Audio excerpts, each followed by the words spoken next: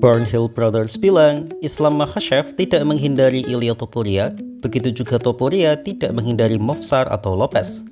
Yap, selama ini kita diberikan narasi bahwa Islam Makhachev takut dan menghindari Ilia Topuria dengan naik ke kelas welter. Sedangkan Ilia sendiri juga dinarasikan takut dan menghindari Lopez maupun Movsar dan naik ke kelas ringan.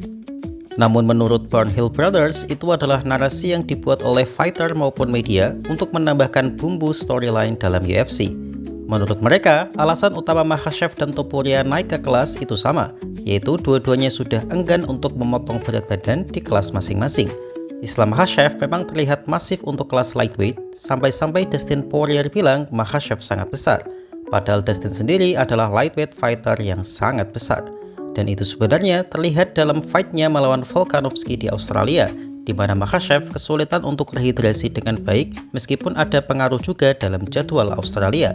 Sedangkan Topuria sendiri malah pernah mengatakan bahwa ia sudah malas untuk memotong berat ke 145, di mana itu sangat menyakitkan baginya.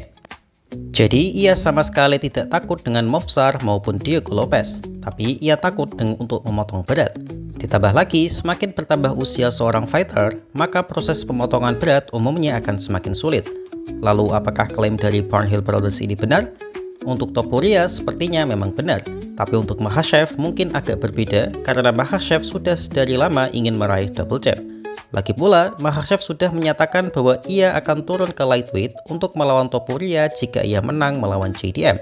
Meskipun saya sendiri khawatir sih, jika Makhachev yang sudah bulking ke welter harus kembali ke kelas ringan, itu pasti akan membutuhkan diet yang sangat ketat dan kemungkinan besar akan mempengaruhi performanya. Barnhill Brothers sendiri juga tidak sepakat dengan banyak fansboy Topuria yang mengatakan Makhachev lari dari Topuria dan menuju JDM. Karena konyol saja, masa lari ke fighter yang lebih besar dengan skill yang lebih baik. Bagi mereka, JDM lebih berbahaya dari Topuria untuk Makhachev. Sedangkan narasi Topuria takut melawan Movsar dan Lopez juga saya tidak setuju. Karena menurut saya, Topuria masih menjadi favorit jika melawan mereka. Evloev memang pegulat handal, tapi ia masih sering kena pukul. Dan pukulan Topuria benar-benar mengerikan di kelas featherweight. Begitu juga dengan Diego Lopez. Tapi kalau Arman Tsarukyan, dia emang menghindar sih. Jadi bagaimana menurut kalian? Daniel Cormier bilang, Fighting Nerds adalah kumpulan fighter yang overrated. Yaps, itu dikatakan langsung oleh DC dalam podcastnya Good Guy and Bad Guy bersama Chael Sonnen. DC berujar bahwa para Fighting Nerds telah mendapatkan hype yang overrated dibandingkan yang semestinya mereka dapatkan. Overrated bukan berarti jelek ya, tapi mendapatkan penilaian lebih dari yang seharusnya mereka dapatkan. Mereka semua tampak sangat menjanjikan ketika bertarung melawan petarung non-ranking atau ranking bawah, tapi mereka semua kalah jika harus menghadapi top contenders di kelas masing-masing. Caio Borralho kalah melawan Imavov, Rovi kalah dari Benoit Saint-Denis, hingga John Silva kalah dari Diego Lopez. Carlos Prates memang menang atas Geoff Neal, tapi Neal saat ini sudah bukan top contender lagi. Ketika ia melawan top contender seperti Ian Carey, Carlos Prates kalah dan didominasi. Menurut Daniel Cormier, inilah yang disebutkan dengan realita versus persepsi. Selama ini kita membuat persepsi bahwa Fighting Nerds sangat hebat karena berhasil menghabisi lawan-lawannya yang notabene-nya bukan top contender. Ditambah lagi dengan pesona mereka yang berbeda dengan fighter lainnya, yaitu pria berkacamata dan tampak seperti akademisi ini membuat mereka mendapatkan sorotan berbeda hingga akhirnya tercipta sebuah persepsi dan hype dalam karir mereka. Dan sebenarnya mereka juga petarung yang hebat sih, tapi realitanya mereka tidak sehebat dari apa yang dipersepsikan oleh banyak orang karena mereka kalah saat dihadapkan oleh top contender. Untuk mendapatkan hype seperti itu, seharusnya mereka bisa mendapatkan kemenangan besar dengan mengalahkan top contender dan menantang sang juara. Dan ini tentu saja benar sih, terkadang kita sebagai fans terlalu menilai lebih seorang fighter bukan murni berdasarkan aksinya di oktagon, tapi di sisi luar oktagon. Meskipun hal ini dibantah oleh Chael Sonnen sih, karena memang Chael memiliki pandangan berbeda dari kebanyakan banyak orang. Jadi bagaimana menurut kalian? Diego Lopez berhasil mengingatkan para fans UFC bahwa level dalam peringkat UFC memanglah nyata. Yaps, itu dibuktikan oleh mantan title challenger yang sekarang menduduki ranking 2 UFC featherweight Diego Lopez. Hal itu ia lakukan setelah ia berhasil mengalahkan jagoan Fighting Nerds yang sebelumnya naik daun, yaitu John Silva. Fighting nerd sendiri adalah sebutan untuk para fighter yang terlihat seperti seorang nerds yang tampak seperti awkward, berkacamata, dan sebagainya. Dan John Silva merupakan salah satu dari sekian nerd fighter yang digadang-gadang menjadi prospek besar UFC di kelas featherweight.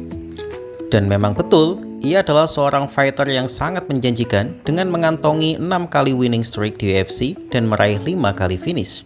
Namun yang tidak saya mengerti adalah John Silva begitu diunggulkan atas Diego. Padahal Diego Lopes adalah mantan penantang gelar yang kalau bukan karena kematakan seorang Volkanovski sebagai sang juara, ia sudah pasti akan menang. Bahkan odds bandar mengunggulkan John Silva di angka minus 250 poin, di mana itu cukup signifikan. Namun Lopes berhasil membuktikan bahwa pengalaman dalam bertarung sebagai top contender tidak bisa diremehkan begitu saja oleh hype fighter.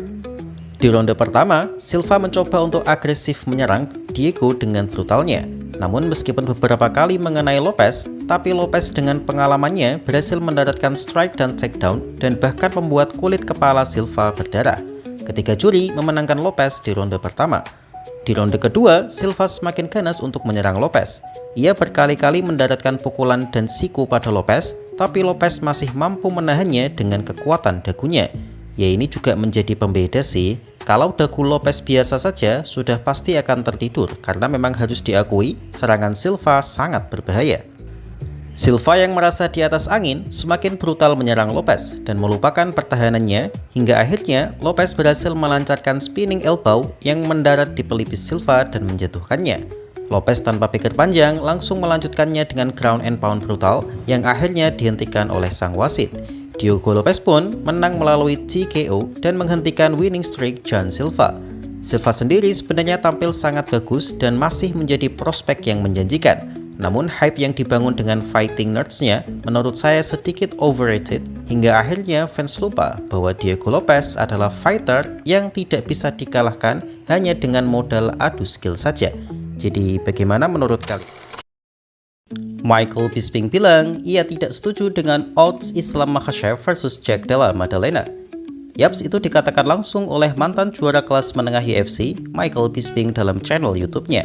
Bisping yang notabene-nya sekarang menjadi komentator UFC itu mengatakan bahwa memang hal yang wajar jika Islam Makhachev diunggulkan dari Jack Della Maddalena. Tapi yang tidak ia setuju adalah angka odds yang diluncurkan oleh situs judi DraftKings dianggap terlalu membesarkan Makhachev dan meremehkan JDM karena jaraknya cukup jauh. Angka odds mereka sendiri di kisaran plus 200-an untuk keunggulan Islam Makhachev. Menurut Michael Bisping, ini terlalu jauh dan sedikit meremehkan sang juara dunia kelas welter karena baginya JDM telah menunjukkan performa yang luar biasa sejauh ini. JDM berada dalam total kemenangan 18 winning streak yang tentu saja secara moral sedang dalam tinggi-tingginya. Ia baru saja mengalahkan Belal Muhammad yang tentu saja saat itu hampir semua fighter menjagokan Belal karena skill Belal sangat tinggi. Tapi JDM berhasil mematahkan semua anggapan itu dengan menahan sebagian besar takedown yang dilancarkan Belal. Ya meskipun Belal juga bertingkah aneh-aneh sih, ngapain juga sok-sokan menjadi si paling Canelo. Menang tetaplah menang dan segala alasan tidak bisa diterima, kecuali kalau dicurangi sih. Menurut Bisping, melawan Belal Muhammad adalah pemanasan yang sempurna bagi JDM untuk melawan Islam Makhachev karena setidaknya JDM telah belajar dan berpengalaman menahan takedown agresif dari Belal. Meskipun Islam Makhachev jauh lebih kreatif karena Islam Makhachev tidak hanya mengandalkan power dan cardio seperti Belal, tapi juga mengandalkan skill judo, grappling, dan juga sambonya. Ditambah lagi, striking Makhachev juga jauh lebih baik dari Belal Muhammad, sehingga akan lebih mudah melakukan level change dan membingungkan JDM. Tapi meskipun begitu, saya mengerti ketidaksetujuan Bisping, karena mungkin baiknya angka Makhachev seharusnya berada di angka plus 100-an. Hanya saja menurut saya pribadi, itu sudah cukup fair. Angka plus 200 tidaklah terlalu tinggi, dan malah lebih rendah dari anggapan kebanyakan fans MMA, yang menganggap laga ini akan dimenangkan dengan mudah oleh Makhachev. Padahal sebenarnya laga ini sangat sulit dimenangkan oleh siapapun, baik itu Islam Makhachev ataupun Jack Della Maddalena. Jadi bagaimana menurut kalian?